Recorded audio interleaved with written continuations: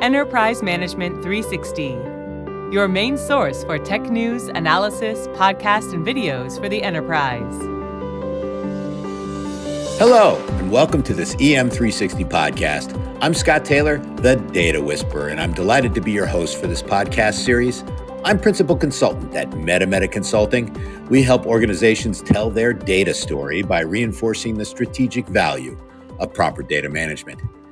In today's episode, I'm joined by Robert Hodges, CEO at Altinity, and we're going to be discussing ClickHouse, an SQL data warehouse that is the first open source data warehouse that can compete with the major players.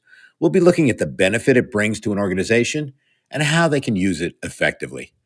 Hello, Robert. Thanks for joining us today. Hi, Scott. It's great to be here.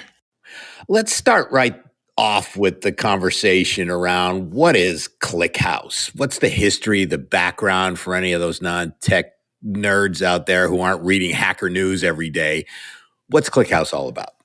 Well, ClickHouse is a SQL data warehouse, and this is a kind of database that is designed to read very, very large amounts of data and answer questions on that data very quickly. It's a branch of databases that started to develop several decades ago, back in the 80s with products like Teradata. And ClickHouse is a new entrant in the market that is open source. It was originally developed at Yandex, which is a large technology company in Russia. And they used it to drive their product called Metrica, which is kind of like Google Analytics. And so it was able to ask very, very fast questions or get very, very fast responses on large amounts of data about people's websites and allow them to, ask different combinations of questions, look at it at different timescales. To make a long story short, they developed this application, ran it internally for 8 years. It turned out to be so useful that they used it for a bunch of different things, different use cases. And then in 2016, they finally open sourced it. And since this time, it has grown to be one of the most popular database projects on GitHub. It has hundreds of contributors every year and tens of thousands, if not hundreds of thousands of users. Zowie, so a really powerful platform out there that a lot of folks are using as well. We talked earlier. I'd love for you to explore this notion of real-time business. What do you see going on there? Yeah, I think that's a great question. What ClickHouse is doing, and it is what we call a real-time data warehouse. So it is designed to answer questions on large data sets extremely quickly. And by very quickly, I mean that if a human is asking the question, we can get an answer back in a second or less, even if that answer requires us to run a query that could have to look over actually trillions of rows of data. And there's an even faster version of this where we may have software, for example, that's controlling websites that may actually need to refer to this data while it's rendering pages. In that case, we want to be able to give people an answer back in 10 milliseconds.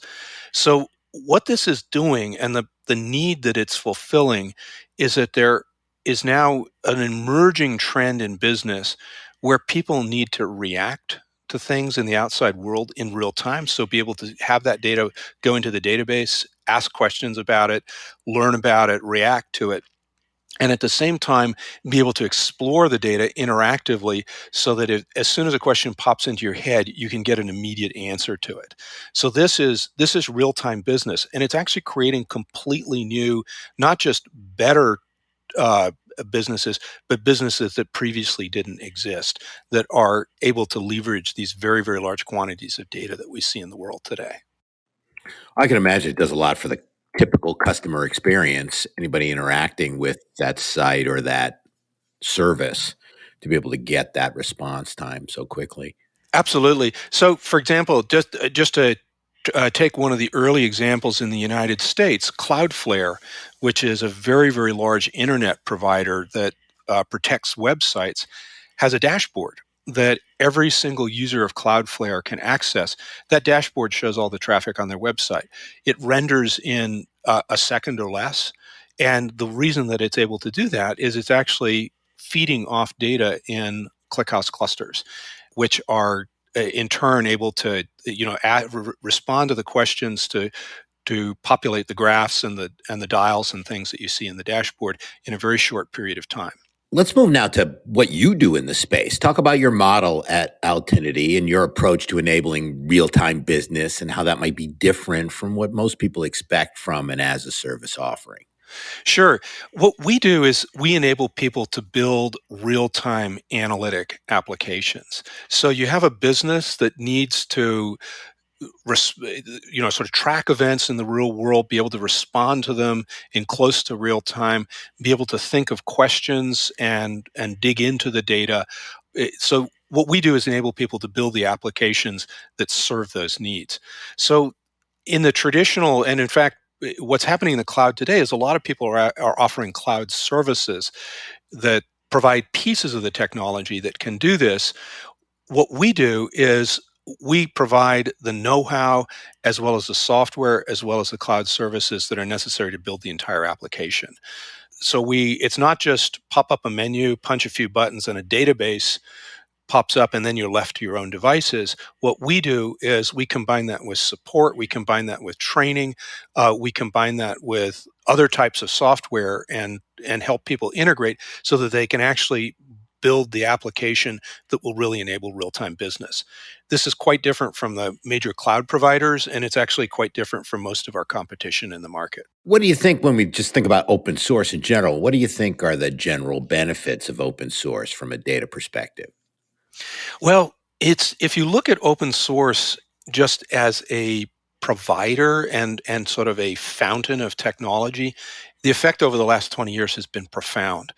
So most of the, or not, perhaps maybe not most, but many of the major innovations in the area of data, which include relational databases like MySQL and Postgres, they include machine learning, things like PyTorch, for example, as well as analytic databases and data science. These are all being driven off open source projects. And what open source allows two things. It allows a bunch of people to work together efficiently on problems, and so this allows products to evolve very, very quickly in response to real problems. Take ClickHouse as an example. We're going to have between 300 and 400 people will actually contribute code to ClickHouse this year. This is an enormous number of people, and they're coming from all over the world. In every case, when they're putting in these changes, they're actually solving some problem that they have and need to fix. So open source allows people to to sort of join together and solve these problems almost through you might call it crowdsourcing. The second thing that open source does is it then enables these solutions to become accessible to a very, very wide audience. So ClickHouse is open source. Anyone can download it on a laptop. It takes about 60 seconds to download and start if you have a decent network connection. So it effectively puts this powerful technology into the hands of potentially every single developer on the planet. Two great benefits there. Crowdsourcing, obviously getting the wisdom of all those interactions and everybody working on this platform, as well as that accessibility, are definitely some cornerstones of what open source brings to the marketplace.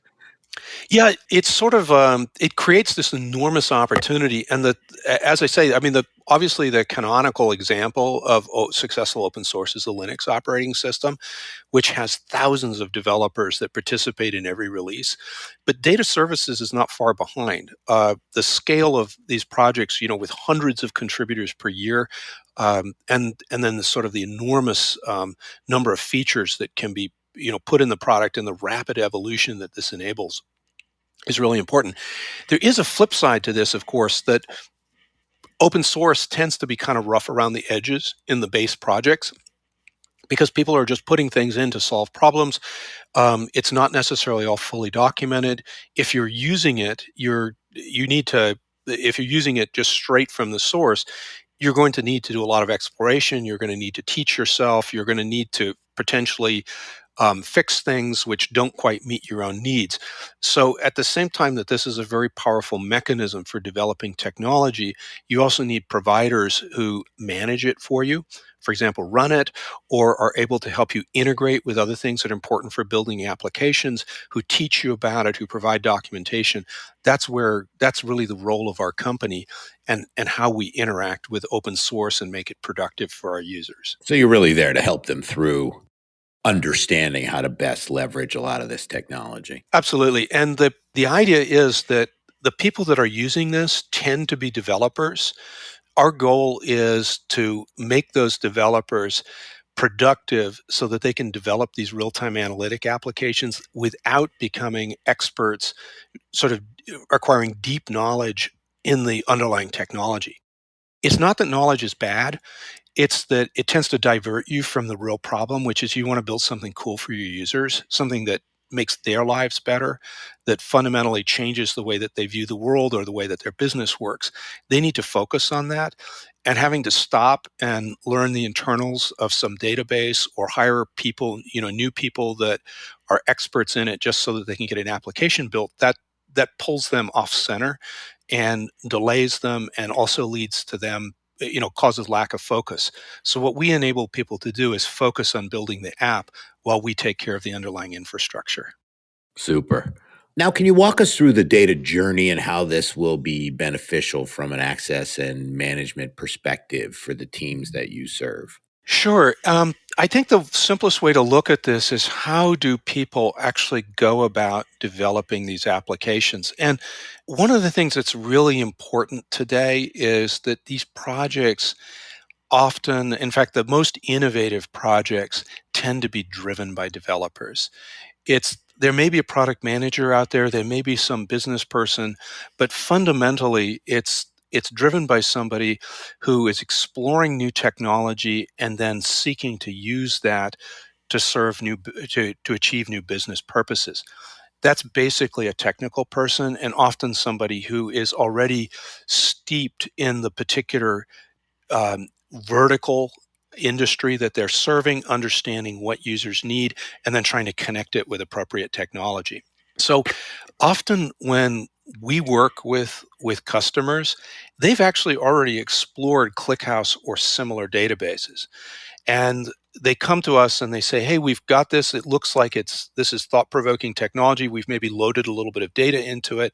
We've read a lot about it, and we see that this looks like it has the performance and the efficiency and the cost that we're looking for this new solution. Can you help us bring this to market?" So what we'll do then is we'll often engage with a customer through a proof of concept, where what we will do, that's an initial engagement where we may put them up they may be operating in the cloud, they may be operating in their own environments, but what we'll do is walk them through understanding in detail their application requirements, and then figuring out how to prove it out and build something that's actually going to be a design that they can go ahead and implement and deploy. So that first step is really important, because these technologies, like a lot of technologies, ClickHouse and related databases are very powerful, but you also have to use them appropriately to make them run fast and to be efficient. So we help people get over that hurdle. The next thing is then, hey, how am I going to operate this? So am I going to be running it myself? In which case, what I'm going to need is, I'm just going to need support, and sort of figure out how that's going to work so that somebody's there backing me up 24/7 if something happens. So we fulfill that role. Or if they're running in the cloud, we not only do the support, but we actually run the system for them. If you look at the way that these projects work, the the best model for us is that, and for our customers, is that we'll have things like shared Slack channels that allow us to have very interactive conversations with people. So, for example, there was one customer where we got them from inception on the project to the time that they actually went production was about 2 months. We worked intensively with them, primarily on shared Slack channels they were running in our cloud. And there was one case where a question popped up where I counted 89 replies to that question before ran the problem that they were seeing to ground. So that level of close interaction where our folks actually almost join the team and become part of the effort to get the application designed, implemented, and deployed, that's a really, really important part of helping people get these applications out and bringing value to their businesses. And that's what we focus on, is to provide the technology, but also to provide the knowledge and get it plugged into their applications as efficiently as possible.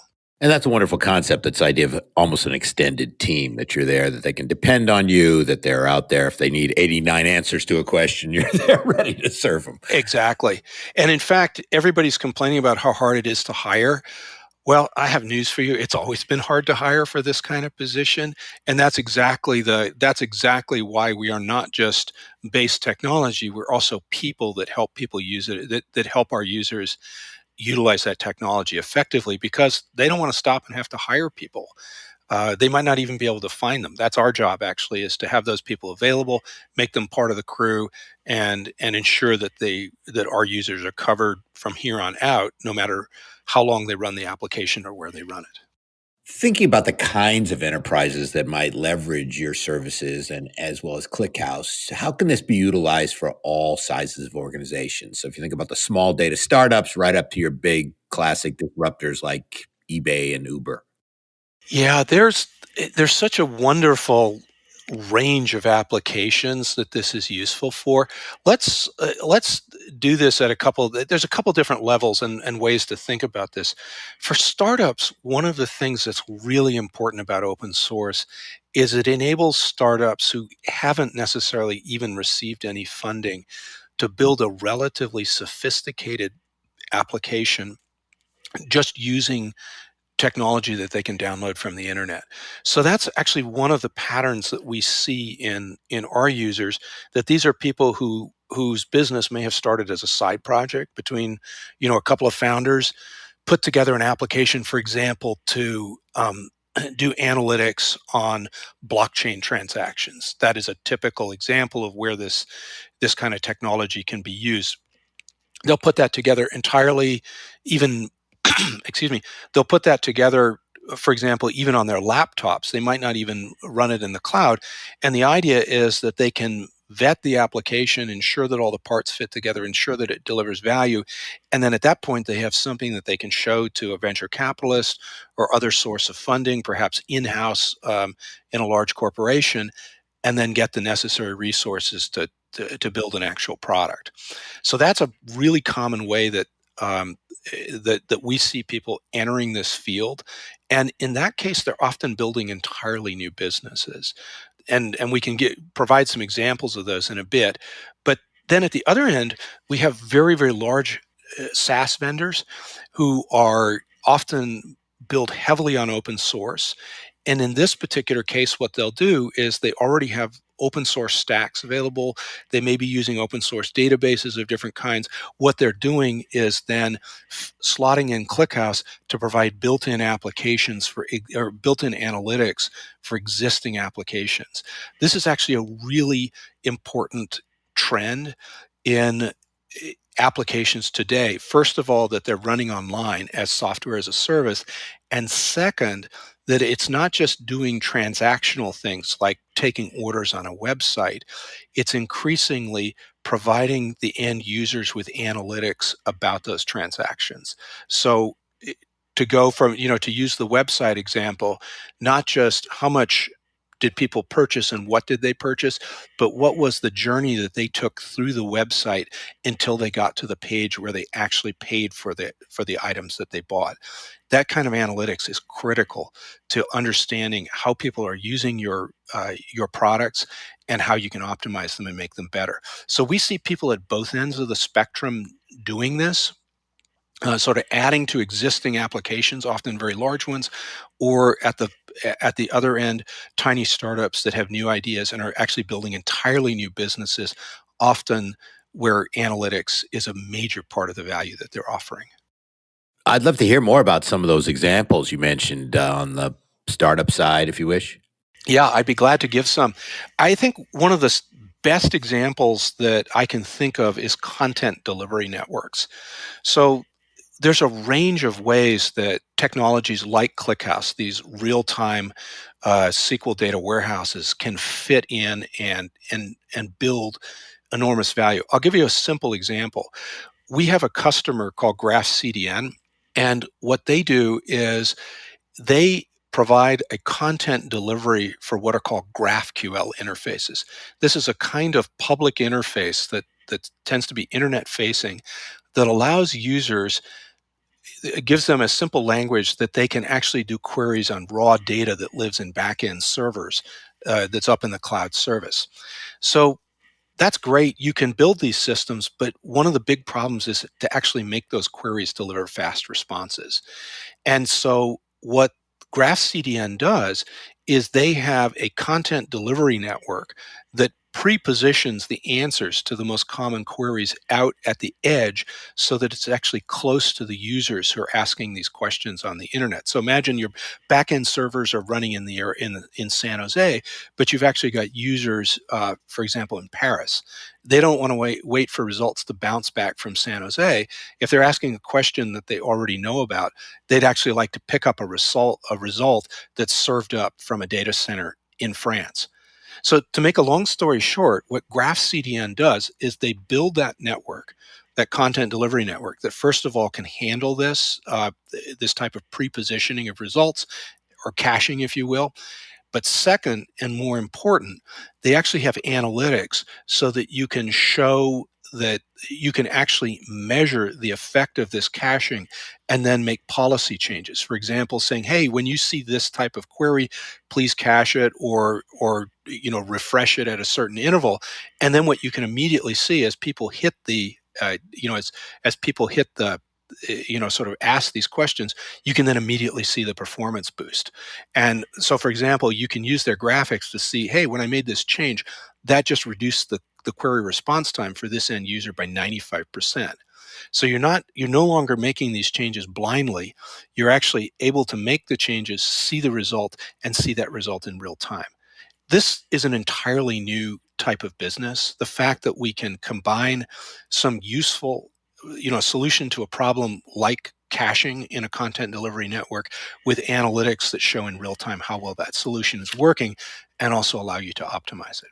Nice. And can you talk about some other use cases that help paint the picture for this offering? Yeah. So in fact, the CDN one goes on for, you could go on for hours on it because there are many, many other interesting ways that this can be used. Another really important area is financial applications.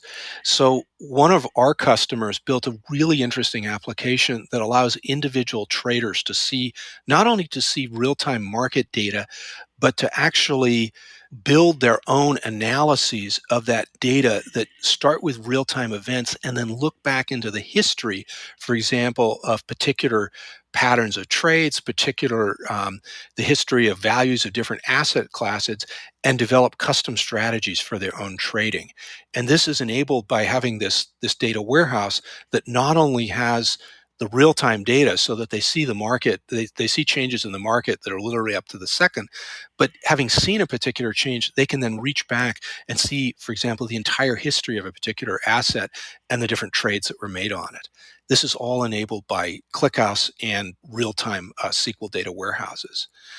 Another example, and I think this is one of the coolest ones that I've seen, is there is a customer that we worked with for a number of years called Admiral, and what they do is they have software that enables people to manage relationships with website visitors in real time. And what that means is you've often had the experience, perhaps, that you're visiting a website, a new one, and maybe you have an ad blocker. Well, what you'll notice is you'll go for maybe 10 pages or 15 pages or some number amount of time on the website. And after a while, a little screen pops up and said, "Hey, wouldn't you like to just go ahead and take away the ad blocker? And also, would you like to subscribe because, hey, looks like you're interested in what we're doing." What's going on in the background is that as you're traversing that site, every time you hit a page, a record is going back into a data warehouse. And then as you hit additional pages, a query goes back to say, hey, what's the history? How many times have you hit this page, or what's the sequence of pages you've hit?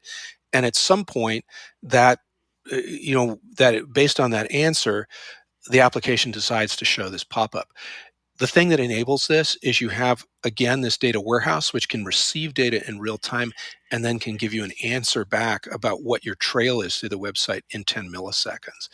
This enables a business which simply wouldn't exist without this type of real-time SQL data warehouse. It's a really and there are many other applications, but I think this one for me illustrates best the way that these applications enable this new kind of what I call real-time business.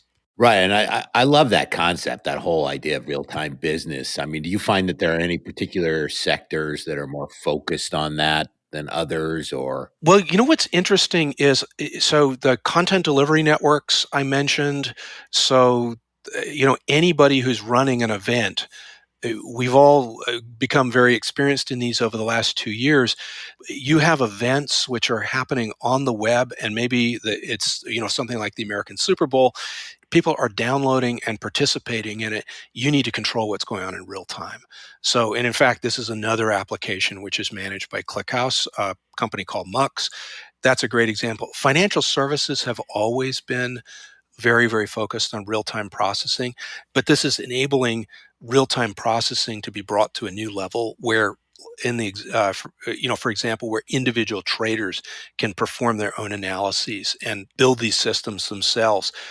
Marketing is increasingly driven by real-time behavior of people. So, sort of going across websites.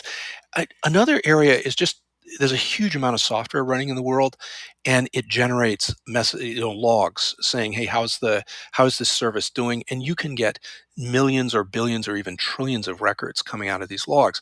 Well, when something happens to that service and it's, for example, getting errors, you need to dig into those logs quickly to see what's going on. So again, this is something that we enable and that many of our users do. Final area is security. Something bad happens, you want to know fast. And often this requires you to receive and analyze data coming from hundreds or thousands or tens of thousands of locations, trillions of records. And then once that security issue has arisen, you not only want to see what's happening in real time, but you then want to reach back into the history and understand how it evolved. And sometimes, and security is a great example, where you don't just want the real time events, you may actually want to be able to link what you're seeing in real time with events that go all the way back to the beginning of time for your systems. So these are all examples of how real-time businesses are emerging. And I think as we go forward, we're going to see many more of these because people will learn from what have already been done in these use cases and then figure out ways to apply them to their own businesses. as every type of enterprise goes to be more digitally transformed, it feels like this sort of capability is going to be table stakes. It's going to be table stakes. I think in content delivery networks, and I keep citing that example, but it's one where I think where this technology has just had a profound influence. What we have found is that just about every large content delivery network is either already using ClickHouse or is experimenting with it. We used to call this dark usage because people would never talk about it. But then we would get in-house, with a company like, Comcast, for example. They do a lot of content delivery management, and what you find is that yes, under the covers there at Comcast, they are using this technology. You pick anybody else who's delivering software, delivering movies, this technology they're using it to steer their business. So it's a really interesting trend, and I think it will just continue as more and more businesses realize that they can benefit from this flood of data that their applications are generating to serve their users better and to solve new problems. Feels like it's hidden in plain sight in a lot of places if they're already It you're is. finding that it's being used so many places. Right? Yeah, it is. And what's interesting is I think this technology is one of the reasons that we didn't hear about it as much as you would expect for something that is this important a change in IT is a lot of people regard it as a secret weapon. and I've actually seen this in VC presentations, that they talk about, there are startups that talk about their analytics as their secret weapon, and they actually don't want to discuss the technology that they're using. That's great for them. We wish them well, but it also means that we have to do a little bit more work to market this new approach and the new technologies that enable it. Right. So opening this up and being able to have other folks kind of get this secret weapon, you mentioned developers a few times. So is that your best persona at an enterprise? What's your ideal conversation like? I think it really is developers. And so at enterprises, it's people who are looking to analyze and utilize and take advantage of new technologies to enable new types of businesses or to make existing businesses work better. This is fundamentally developer driven. So yes, you can have and I think that it's useful to contrast this with the way that analytics were previously used. It used to be these were relatively static applications that maybe were running reports on support cases or something like that, so that executives could get something every couple weeks to enable them to see where the business was going. With real-time business, it's completely different. It's attaching to the flows of data that your application is generating, and turning that into actionable insights through visualization or through notifications or through other mechanisms that your users can then just grab and act on.